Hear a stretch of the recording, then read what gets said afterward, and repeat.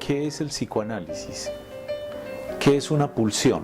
I started my professional activity as a neurologist. Sur le mot d'esprit, qu'est-ce qu'il dit d'autre? My name is Sigmund Freud. De Jacques Alain Miller llamado Los signos del goce, Silet. Comme ça, parenthèse, un peu ça. Cuando los seres humanos son despertados comparten el mismo mundo, pero que cuando duermen cada uno tiene el suyo.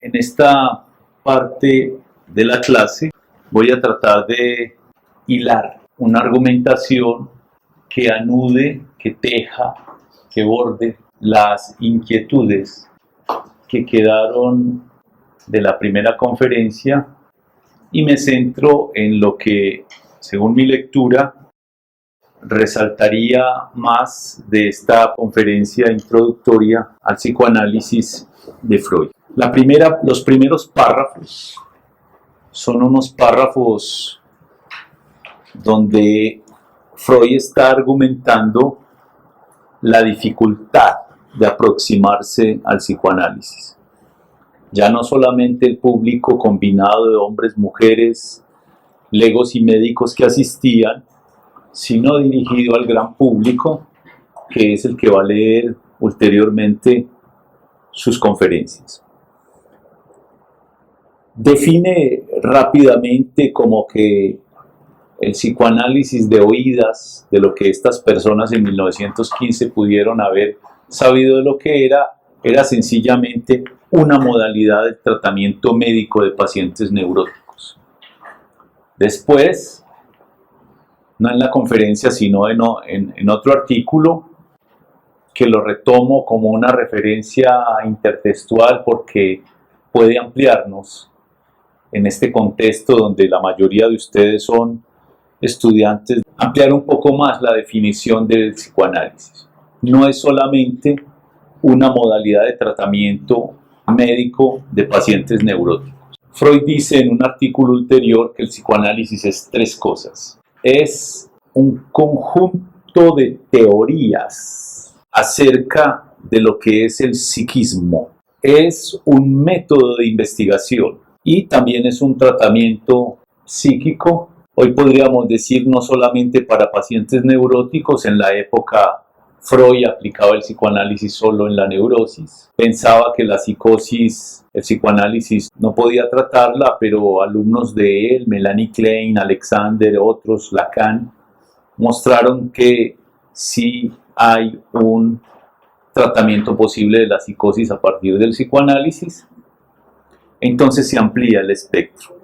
Es un tratamiento psíquico, un método de investigación y una teoría del psiquismo. Sin embargo, en el párrafo 2 ya dice de manera rápida y dirigido al público médico que el psicoanálisis lee directamente al revés aquello que es habitual en el resto de la medicina.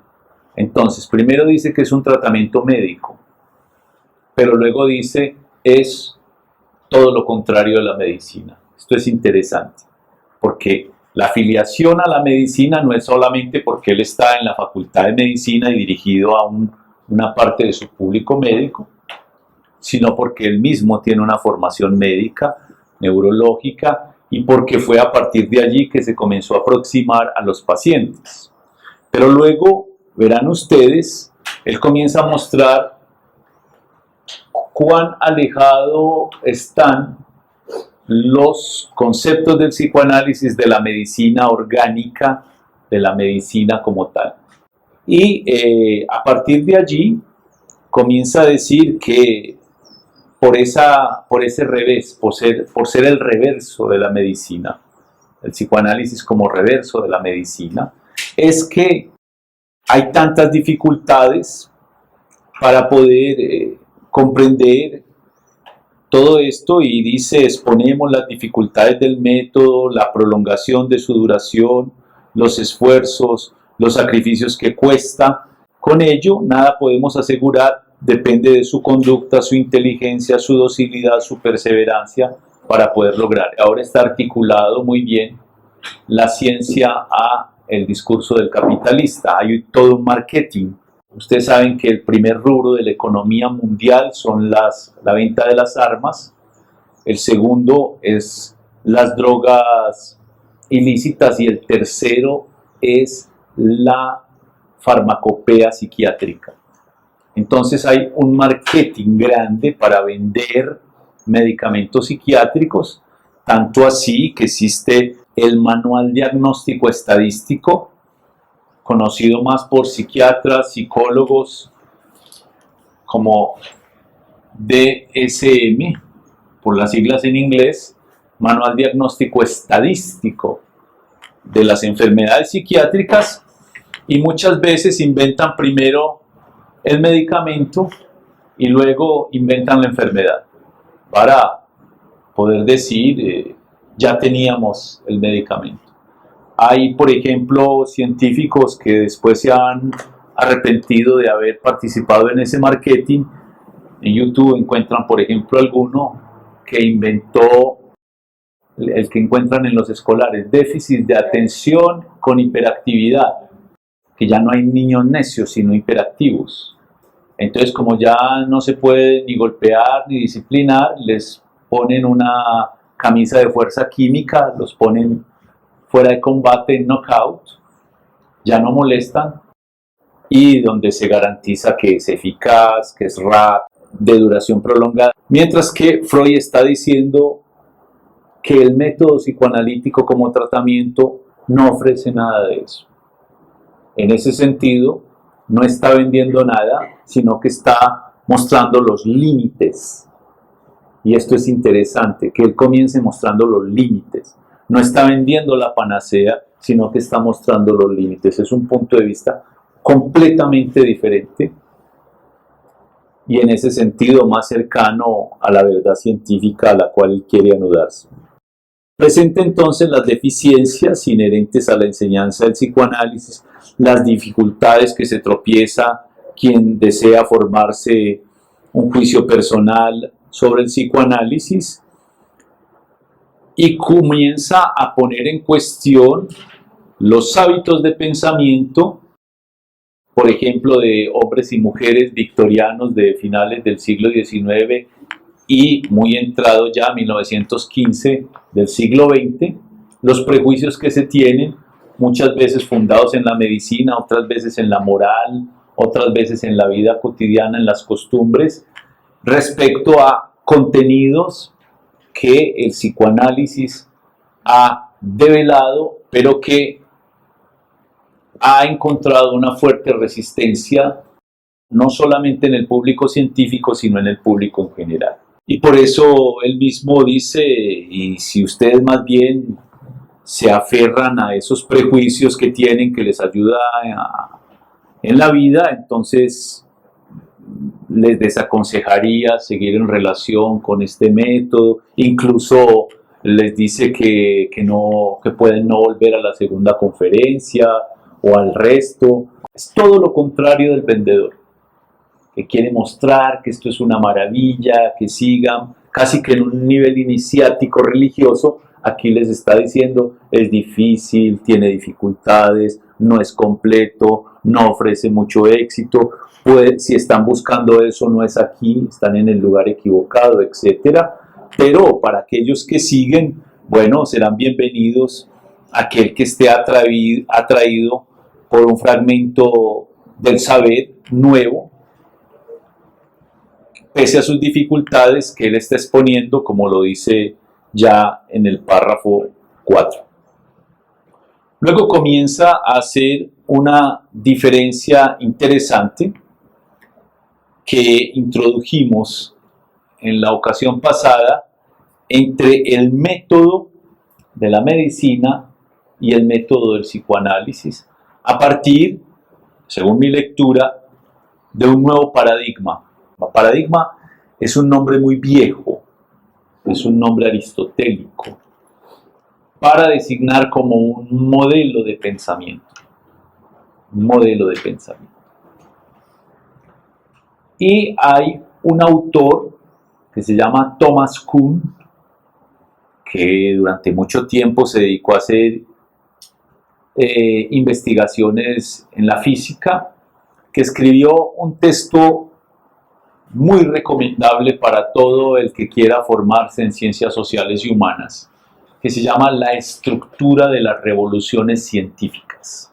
Thomas Kuhn hace allí un análisis sociológico de cómo se hacen las invenciones a nivel de la ciencia, y en especial de las ciencias duras. Y dice que la ciencia se mueve en dos movimientos. Un primer movimiento cuando surge una serie de conceptos, de métodos, de teorías que forman un paradigma, es decir, un modelo de pensamiento. Y durante un tiempo las ciencias se pliegan a ese modelo y comienzan a ampliarlo. Pero llega un momento en que ese paradigma se agota. Ya no hay nada nuevo bajo el sol. Freud encontraba en la medicina ya un límite. No había nada nuevo para él. Y además, por lo que señalábamos la vez pasada, el límite él lo encontró cuando inició la clínica. Que él, formado en la neurología, en el pensamiento muy científico y riguroso del funcionamiento del sistema nervioso, del cerebro, etcétera, bien que no era la neurología de lo que es hoy. Y con todos los aparatos de la época dispuestos para empezar a tratar el paciente, estas mujeres comenzaban a hablar era de las experiencias límites del ser. La muerte, la locura, el amor, la sexualidad. Entonces ahí encontró un límite del paradigma médico. Dice Thomas Kuhn que cuando un paradigma encuentra ese agotamiento entra en crisis y hay un segundo momento de crisis del paradigma hasta que alguien da un salto y comienza a conformar un nuevo paradigma científico y otra vez las disciplinas siguiendo ese nuevo paradigma comienzan a desarrollar. Entonces es como periodos de estabilidad del paradigma y periodos de crisis del mismo, agotamiento y surgimiento de uno nuevo. Y él, a partir del estudio de la física, comienza a mostrar cuándo se agotó el paradigma galileano, cuándo se agotó el paradigma einsteiniano, cuándo se lanzó el paradigma, por ejemplo, de la física cuántica, etcétera, etcétera. Nosotros podemos aplicar ese paradigma también para pensar la evolución del psicoanálisis. En este párrafo 5 comienza a decir, en esa diferencia, primero están hablando de las dificultades, las de la instrucción, las de la enseñanza del psicoanálisis. En la enseñanza médica se ha habituado ustedes a ver. Ven el preparado anatómico, el precipitado en la relación química, la contracción del músculo, como resultado de una estimulación de los nervios. Más tarde exhiben a los sentidos. Fíjese que es ver, exhibir a los sentidos, mostrar a los sentidos. O sea, es algo que se pretende la medicina hacer sensible, hacer objetiva, verse. Y luego dice que en los departamentos de cirugía son testigos de las intervenciones mediante las cuales se procura aliviar el enfermo. Y ahí entonces está ver, exhibir a los sentidos, ser testigos, y todo pone allí en acción sobre todo la mirada. La mirada, la atención, poner en evidencia es hacer sensible.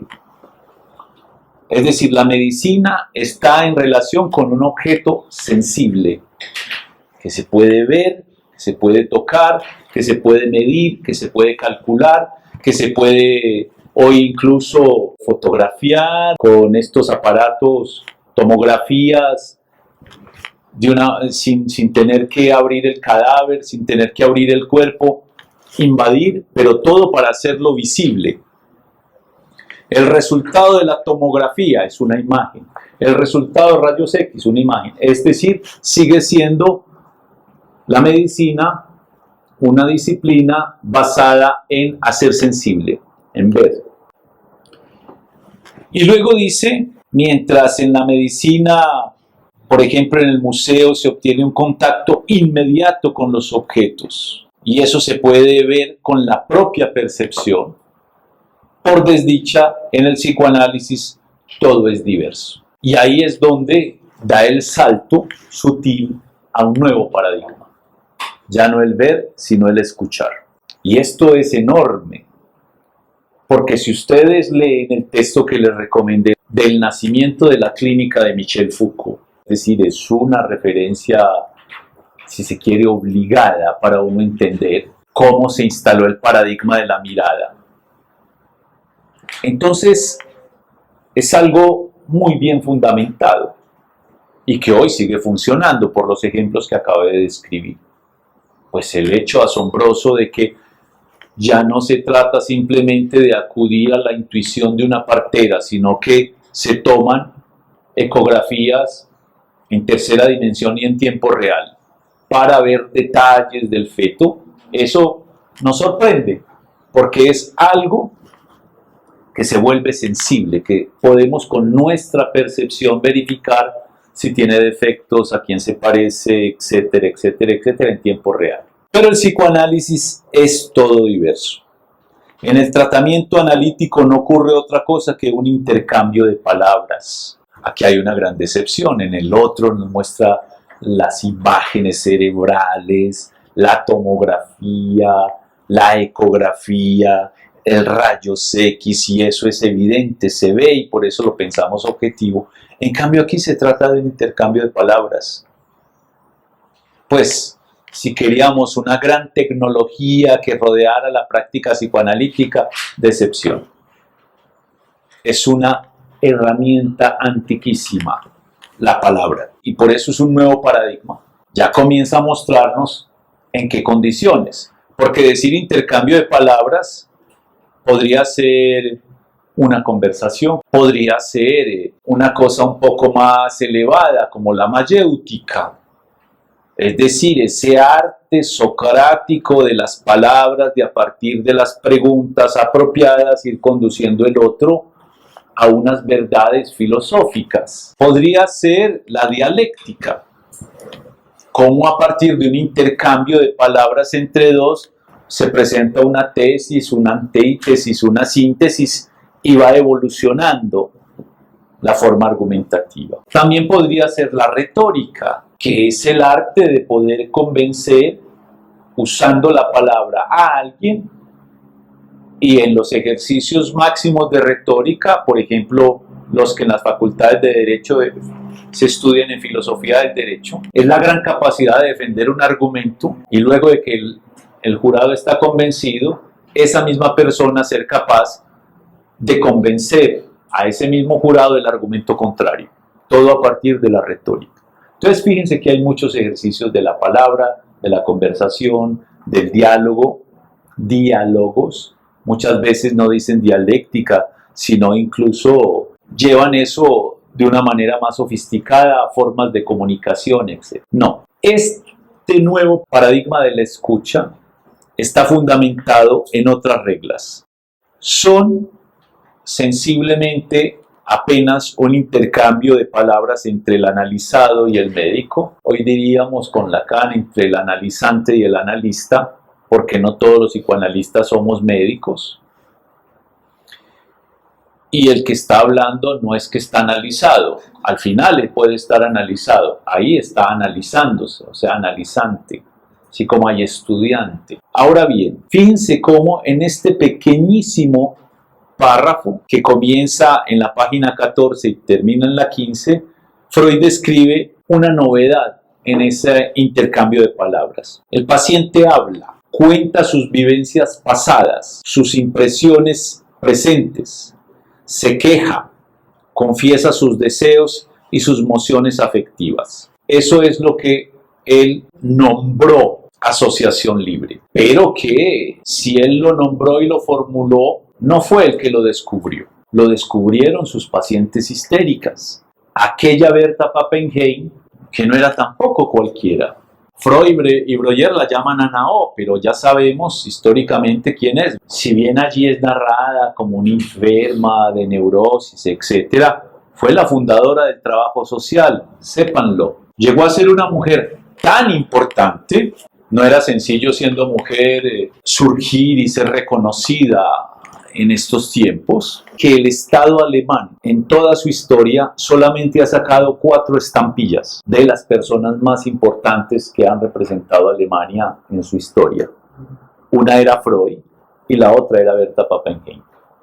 Es decir, es una persona que fundó una cosa nueva, primero asistencia social, luego formalizó eso como trabajo social, el feminismo, muchas cosas se derivan de allí. Y ella fue la que le dijo al médico: no me hipnotice, no me sugestione, no me pregunte, déjeme hablar libremente, déjeme deshollinar la chimenea. Y Freud, como estaba renunciando al paradigma médico, porque el paradigma médico, si bien desde el punto de vista cognoscitivo se nos sitúa en el ver, en hacer sensible, evidenciar, mostrar, también hay una forma de relacionarse del médico con el paciente que Michel Foucault otra vez llama biopoder. Hay un poder sobre lo vivo y ese poder lo ejerce el médico sobre el paciente. Tanto es así que muchas de sus tías, de sus abuelas, de sus mamás, simplemente con estar en la sala de espera del médico ya se alivian. Porque allá hay una dimensión de sugestión. Y el médico habla con una autoridad porque él es el que sabe y si le creen, se alivian. Y puede ser que se tome un placebo. Pero como tienen esa sumisión a la autoridad médica, entonces funciona. Hay un biopoder médico. Entonces los médicos de esta época, por supuesto, ejercían ese poder. La orden médica ha sido una orden aparte.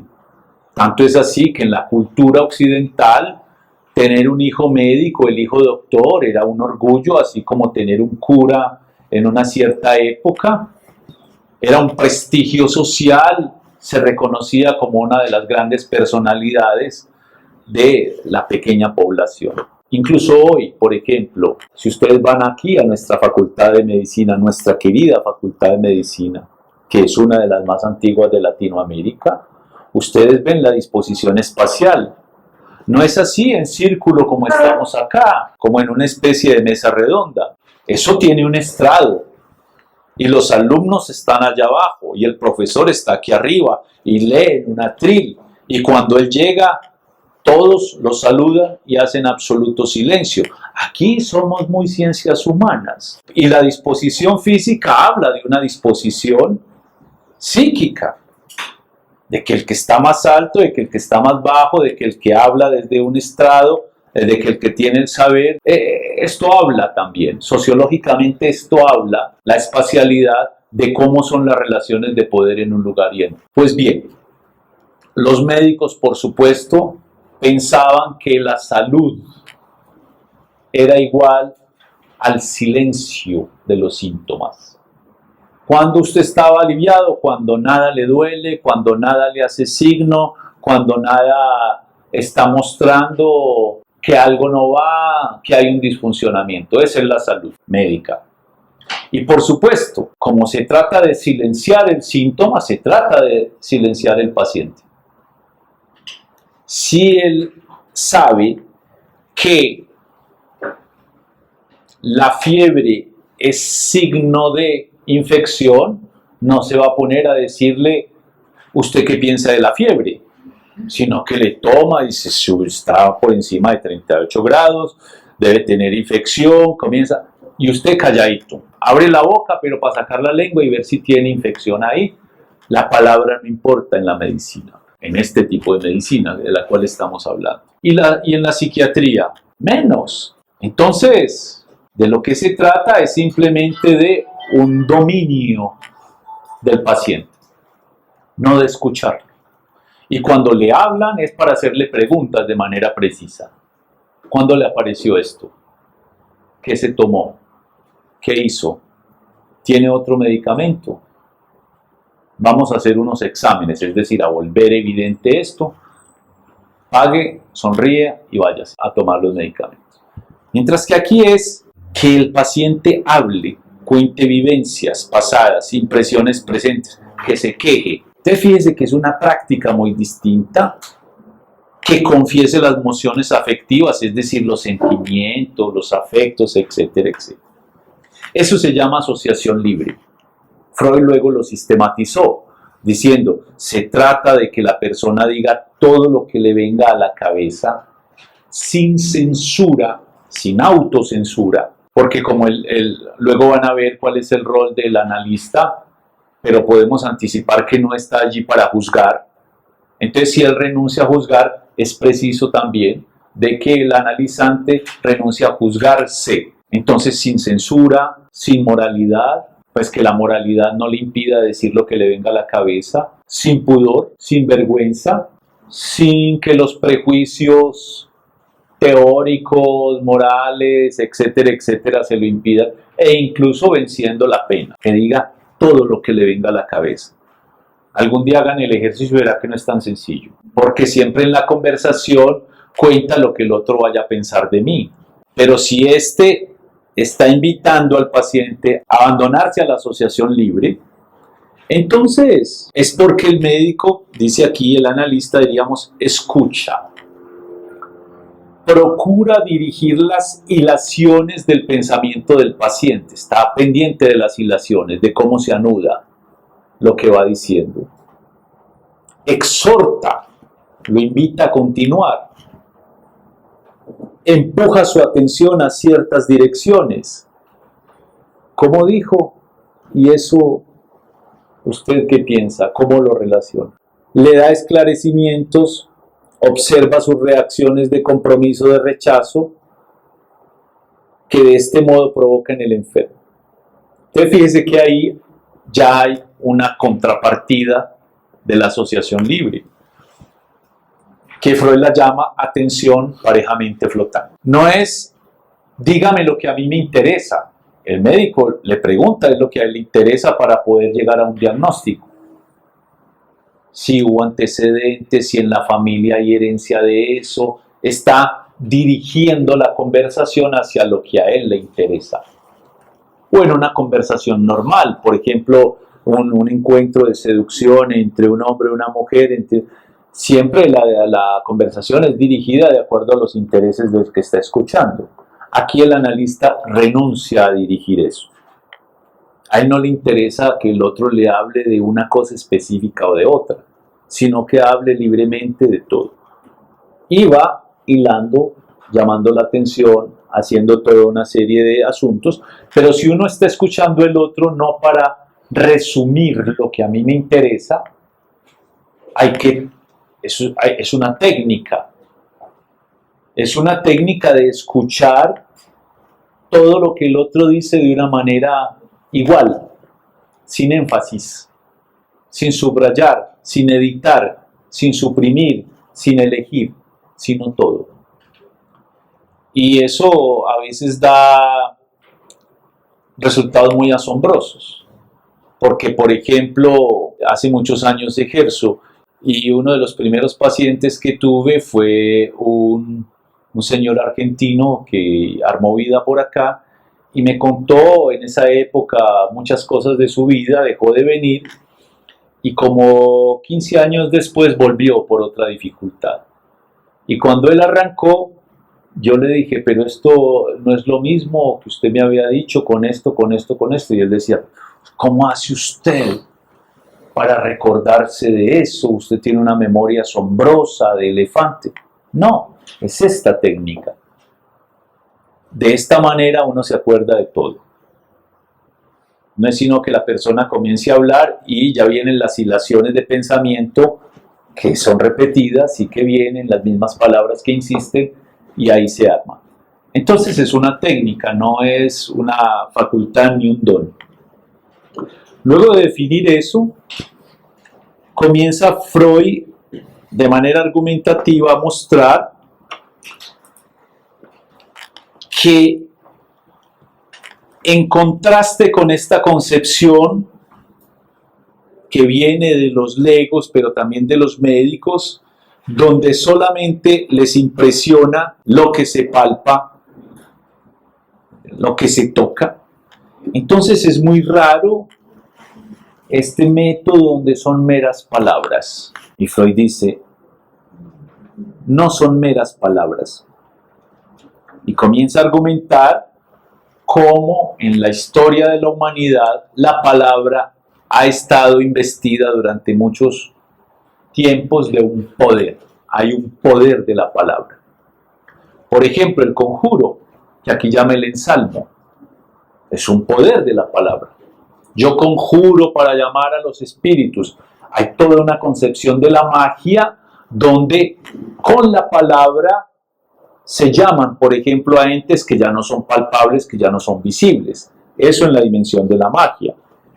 Pero también se podría hablar mucho de esto, cómo de todas maneras, hoy y por fuera de la magia, en la vida cotidiana de todo el mundo, las palabras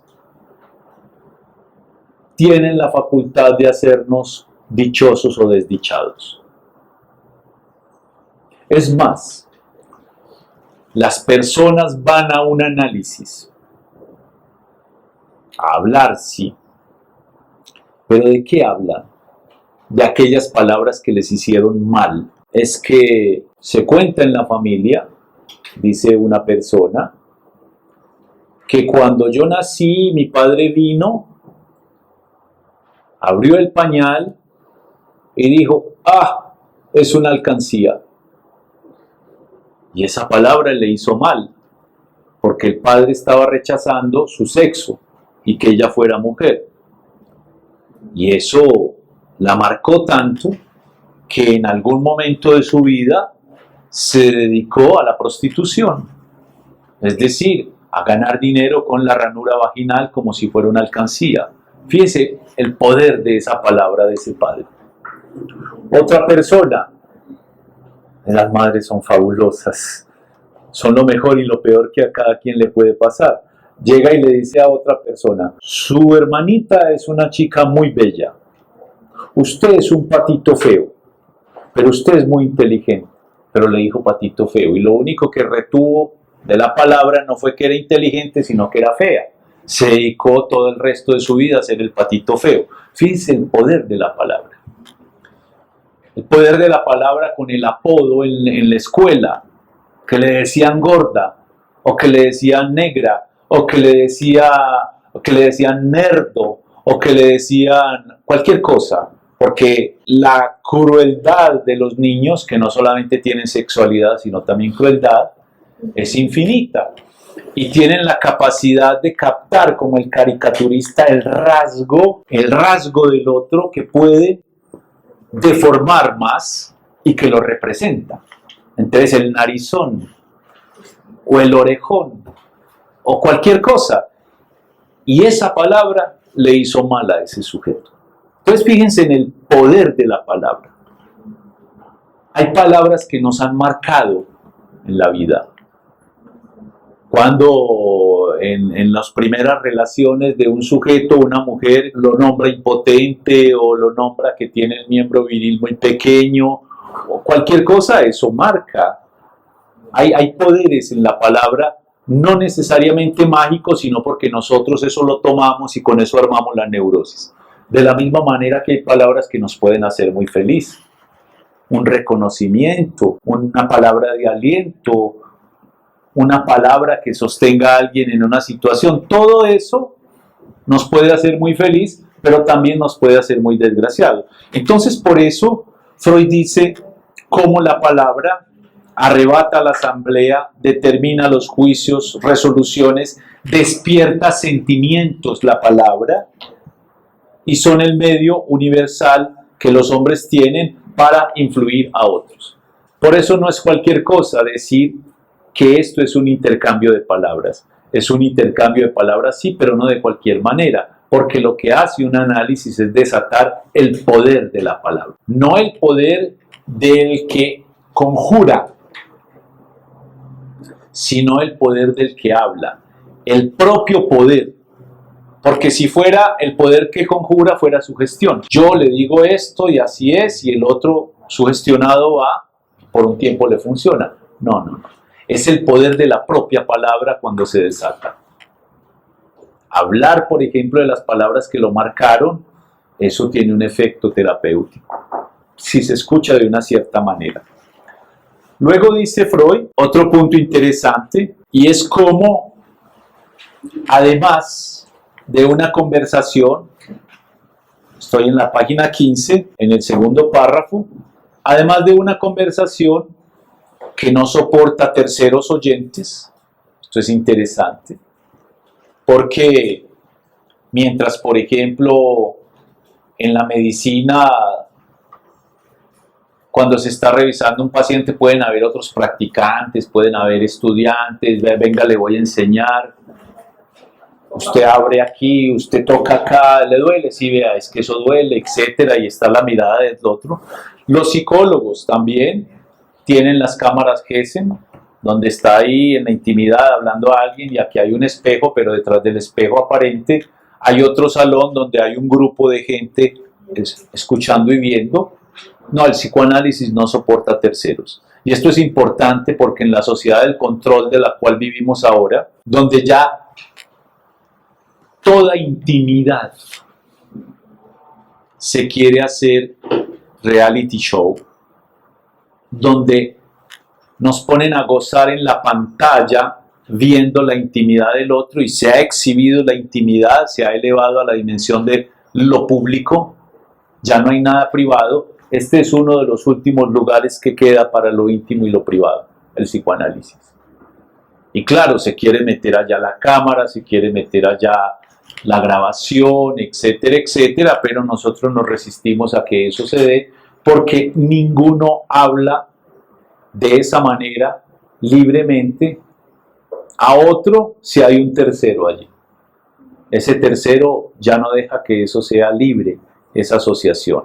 Porque si hay que hablar, desnudarse en la palabra, sin pudor, sin vergüenza, sin moral, sin asco, sin que nada te lo impida, si hay un otro, no, eso no funciona. El muchachito no va a hablar si la mamá o el papá está ahí pendiente de lo que él dice. O si él sabe que todo lo que diga puede ser usado en su contra porque enseguida el psicólogo lo va a llamar a la mamá a decirle esto o aquello. Por eso incluso en el análisis con niños advierto a los padres, todo lo que diga este chico acá es secreto profesional. Usted no pasa informes al colegio ni me llama a contarme, de ninguna manera. O con un adolescente con problemas sexuales, con problemas emocionales, con problemas con el cuerpo, etcétera, no va a hablar confiadamente a alguien que enseguida va a pasarle informes a los padres o a los maestros o a los otros. Confidencialidad. No resiste un tercero, entonces.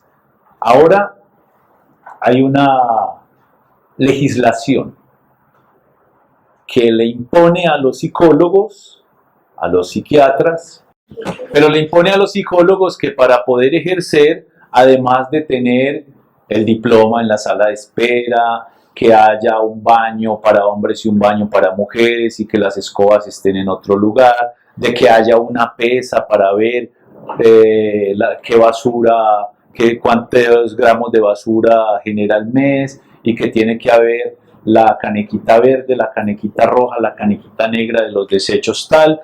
Bueno, todo eso son medidas sanitarias, lo que ustedes quieran, pero hay que pasar las historias clínicas al Ministerio de Salud de cada paciente, traducida al DSM. entonces estoy viendo tantos trastornos obsesivo-compulsivos, tantos TOC, estoy viendo tantos ataques de pánico. Eso es una intromisión de un tercero. El psicoanálisis no resiste eso, no soporta eso, no se puede ejercer así. Y por supuesto, por eso conviene muy bien que nos traten como los que leemos las cartas. Ahora, ¿qué pasa en esta relación si se renuncia al biopoder?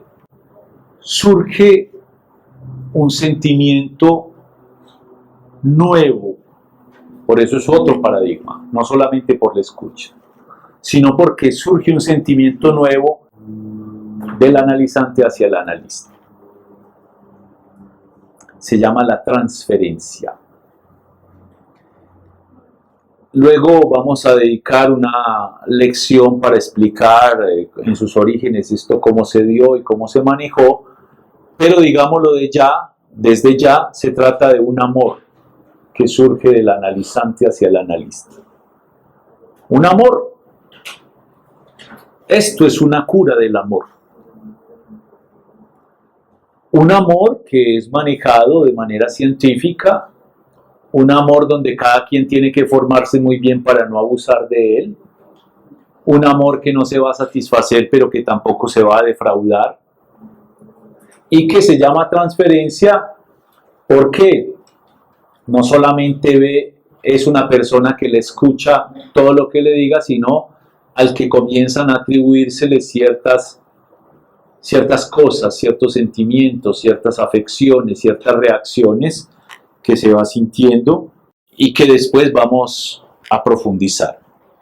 Quiero finalmente llamar la atención sobre algunas cosas interesantes que emergen de la exposición. No solamente se trata de palabras, también se trata de pulsiones, de sentimientos, de pasiones. En relación a las palabras, luego vamos a ver que no es simplemente la relación entre significantes, significados, referencias, las palabras como sistema de comunicación, sino que es sobre todo más que para transferir mensajes, para expresar sentimientos y cosas vividas del pasado. Por eso dice la queja, los deseos, las emociones afectivas. De eso se habla. Y ahí es donde entran en juego las pulsiones, que en la próxima vamos a tratar de detenernos un poco para diferenciarlo del instinto. La pulsión no es el instinto, es el instinto más el lenguaje, lo cual quiere decir que ya no tenemos instintos, sino otra dimensión. El ejemplo mayor es la sexualidad. Bien que no solamente hay pulsiones sexuales, hay también pulsiones de autoconservación, hay también pulsión de muerte, pulsión de vida, etcétera, etcétera. Luego profundizamos en eso. Ahora, como se trata de que se hable libremente, ¿qué nos impide hablar libremente de todo con cualquier persona? La represión. La represión. Es decir, hay una serie de contenidos que nosotros mismos nos parece impresentable, inaceptable para nosotros mismos y para los otros decir, y por eso los relegamos, no queremos saber de ellos, no los borramos, sino que los relegamos al inconsciente. Eso se llama represión, expulsar de la conciencia algo hacia el inconsciente. Solo que, como no es borrar, sino cambiar de lugar, eso inconsciente retorna. Y retorna, como lo vamos a ver en las próximas clases, bajo la forma de sueños, bajo la forma de olvidos, de actos fallidos, de lapsus, de errores de la memoria, de errores de la escritura, de actos sintomáticos. Luego profundizamos en eso. Claro, también la sexualidad no siempre se reprime, muchas veces se sublima. ¿Qué quiere decir? Se le cambia de dirección, ya no hacia la represión, sino hacia hacer con esa pulsión la cultura, la literatura, el arte, la religión, la ciencia, es decir, fines más elevados y más acordes con la cultura. Quiero finalmente diferenciar, porque veo que es un punto importante para nosotros, esta confrontación entre psiquiatría y psicoanálisis. Y creo que es importante decirlo. El psicoanálisis es un tratamiento del alma. Entonces eso suena muy raro en una facultad, en una universidad, porque el alma es, en principio, un término religioso. La palabra griega sería psique. Por eso se habla de psiquismo o de aparato psíquico. Y Freud se ocupa es del aparato psíquico. Mientras que la psiquiatría se ocupa es de la mente. La psiquiatría, la psicología, la neurología se ocupa es de la mente y son dos dimensiones distintas. Porque mientras que la mente, y hay neuropsicólogos que tienen investigaciones muy serias, muy profundas en relación a la mente siempre encuentra un apoyo cerebral, neurológico. Y saben, por ejemplo, que una lesión cerebral puede producir una afasia.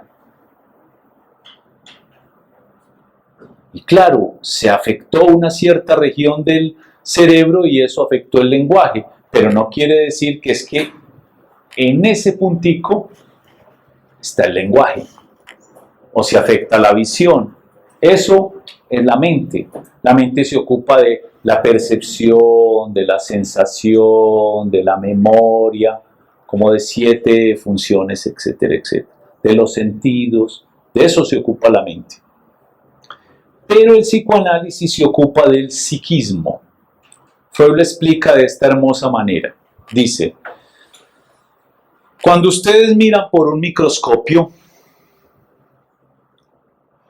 ustedes tienen en el aparato que se llama microscopio lentes, un objetivo, una luz y un tubo y unos dispositivos para manipular, digamos, una sustancia. Podríamos decir que todos esos objetivos, esos materiales que acabo de nombrar, son el cuerpo, el cerebro, podemos decir el cerebro, el organismo. Pero la imagen que ustedes ven, la imagen no es ni el lente, ni el objetivo, ni la luz. Está ahí, entre eso, en algún lugar, pero no podemos localizar exactamente dónde está la imagen, ni qué es la imagen. Es una metáfora para decir, el psiquismo es algo que no corresponde a una dimensión material como tal, como decir el lente, el objetivo, la luz. Pero ahí está. Entonces, cuando él, por ejemplo, como neurólogo, ya un poco les conté, se ocupaba de las parálisis, se dio cuenta que había parálisis motrices, parálisis orgánicas y parálisis histéricas.